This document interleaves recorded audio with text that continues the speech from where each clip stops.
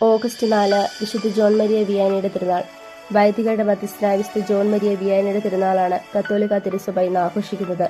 1786 ഫ്രാൻസിലെ ഒരു ചെറിയ ഗ്രാമമായ ഡാർഡലിലാണ് വിശുദ്ധൻ ജനിച്ചത്.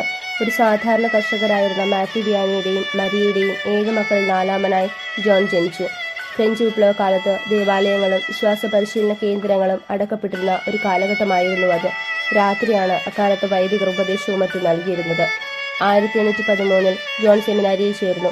1815 ഓഗസ്റ്റ് 13 ജോൺ പട്ടം സ്വീകരിച്ചു. തുടർന്ന് കുറച്ചു വർഷത്തിനു ശേഷം ആഴ്സലെ വികാരിയായി.